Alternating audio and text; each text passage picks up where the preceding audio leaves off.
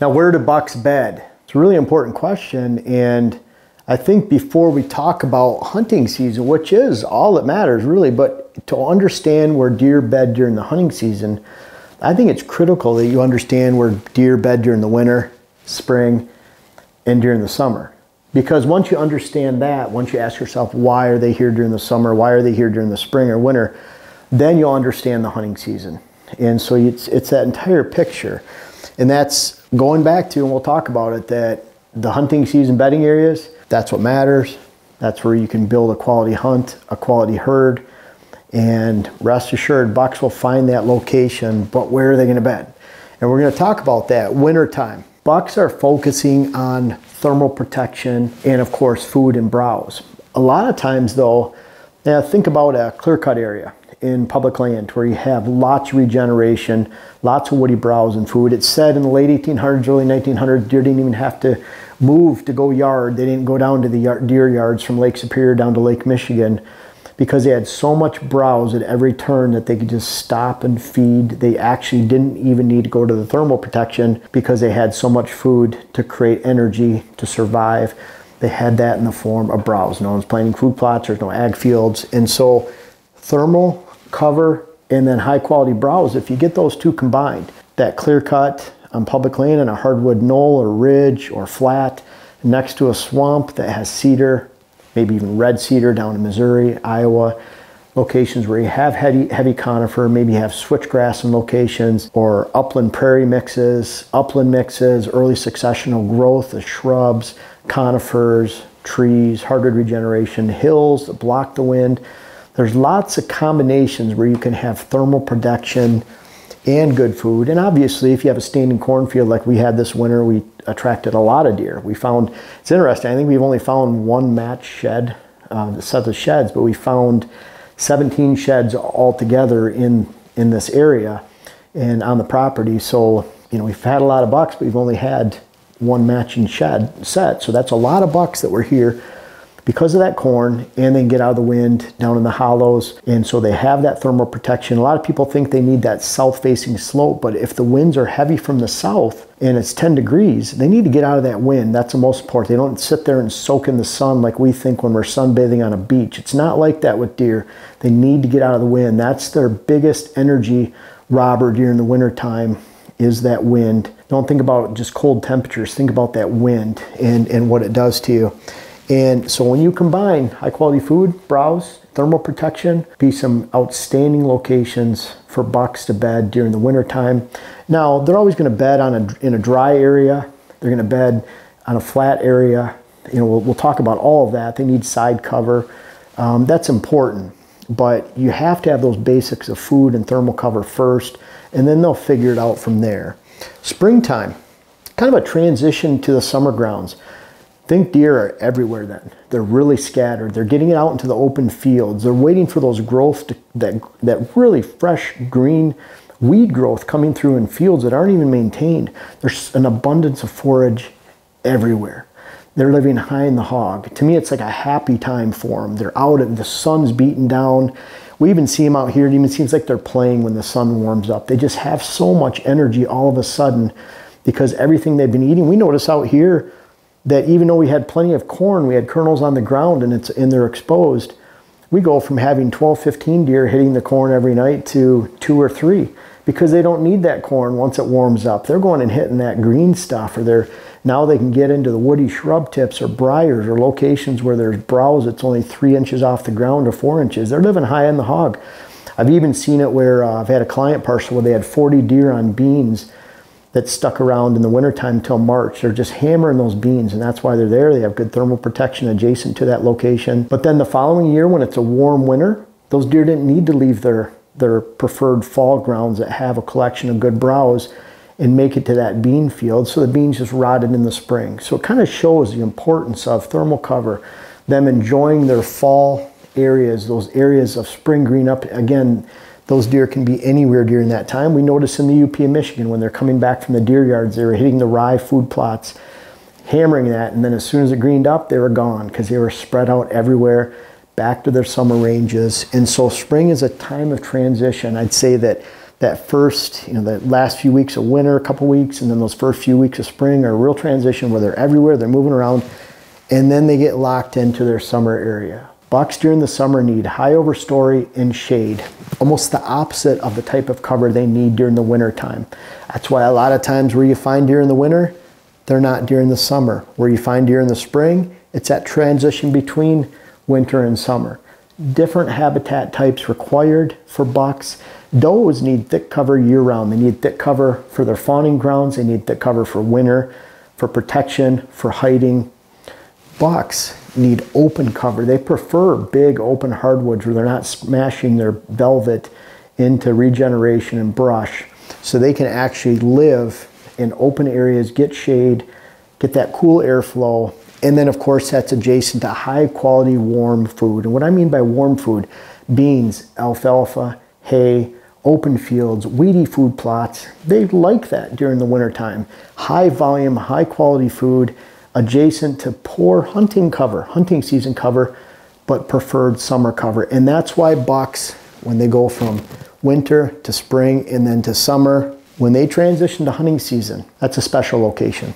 They want high stem count browse. That's what they want for their daytime bedding areas. And it's even more important almost in the winter. Winter, they're, I think, thermal protection. That's why they don't go to the beans sometimes if it's warmer out. They're staying back in their locations. They don't necessarily need to leave. If they have that thermal protection and they have some assemblage of browse, that's a good thing. But hunting season, not only do they want that high stem count browse, and sometimes fall hunting season blends in with winter time, but they want the best cool season food source. And a lot of times during the fall, that is rapidly changing. Think about the ag fields. You might have great corn in early October, and then they're chopping it. They're creating silage. They're eventually picking the corn, plowing the fields. And around here, that took place in about a week or two, where all of a sudden we went from corn, even corn cover, on the edge of the woods, and all of a sudden it's just completely gone in the foods. There's manure being spread on the ground to put some fertility levels back in the ground, and then they're plowing it in, and then there's nothing. Same with beans. They're getting picked in October sometimes. You're getting that last cutting of hay in August, September. Food sources naturally are rapidly shrinking. Acorns, it's only just a flash in the pan, especially the white oaks that drop a little bit sooner. They're not there for that long. So deer on public land are really moving around quite a bit. But those bucks on public land are going to really lock into, during the hunting season, those high stem count, high browse, high holes that offer protection from not only the elements, but you as a hunter. So I'm not going back and looking in the deepest, darkest swamp on public land because there's no food or browse. I hope that makes sense. Great cover. They might even be there during the wintertime because they have to be to get thermal protection in some of the northern settings. But during the hunting season, they need that high quality browse. And think about it, they're losing a lot of weight. So when back in their bedding areas, they need to replenish. Acorns aren't enough. They have to have that high stem count and browse. Think of high stem count and browse as a food source during the daylight from October, November, December to January, February, March. They have to have it. They're depleting energy, whether it's the winter time or the hunting season. And then again, they're by the best food. That might be a clear cut on public land. On private land though, you have to have those high quality food plots.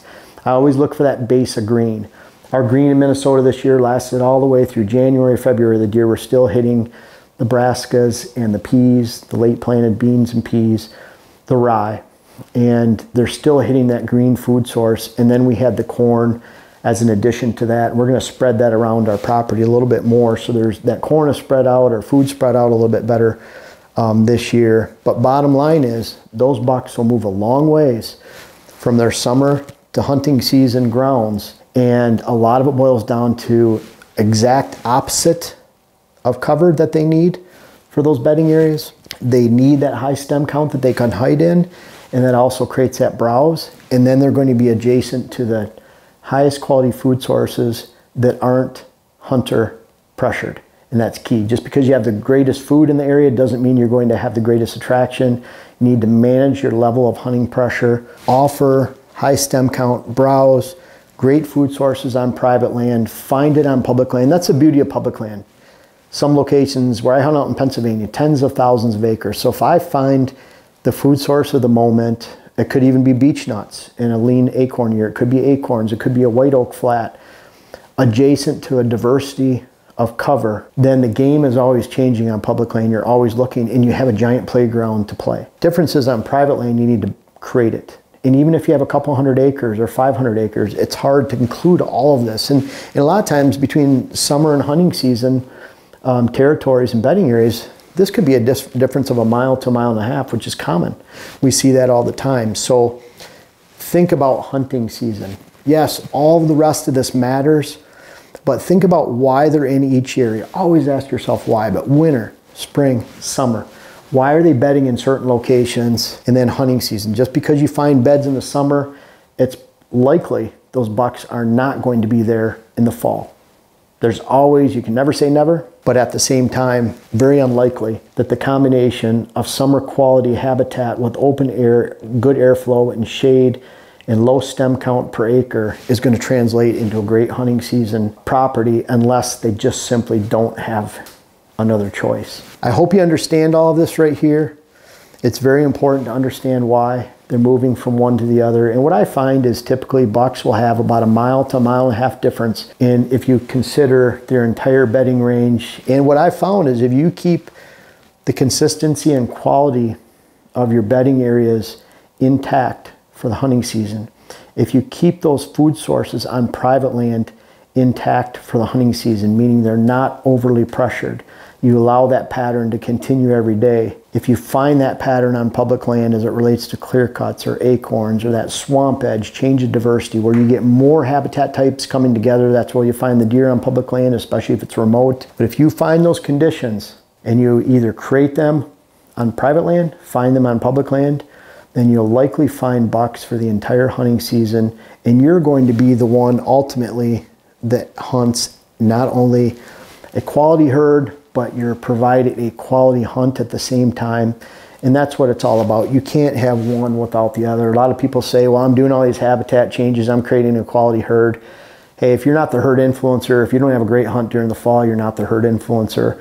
Nocturnal deer herds, nocturnal deer habitats are not great herd influencing parcels. Find the hunting season bedding area, create those situations on private land, find it on public land, and you're not only going to be a better hunter this fall, but you're going to be a more successful hunter. You're going to be pointed in the right direction, and that'll provide that hunting base of knowledge to find those bucks bedded where they're at during the hunting season for decades to come. Hey guys, I really appreciate you watching today's video. We're out here having some fun today. We're planting some switchgrass, cutting some timber, making some bedding areas, but most importantly, we're putting it all together, and that's critical. Any habitat improvements that you're making, you can't just make improvements because it's a good spot. You have to link those together so that helps your hunt this fall. Really, I encourage you to check out my web classes. The link is in the description. It's helped a lot of folks design their properties and do what we're out here having fun doing right now.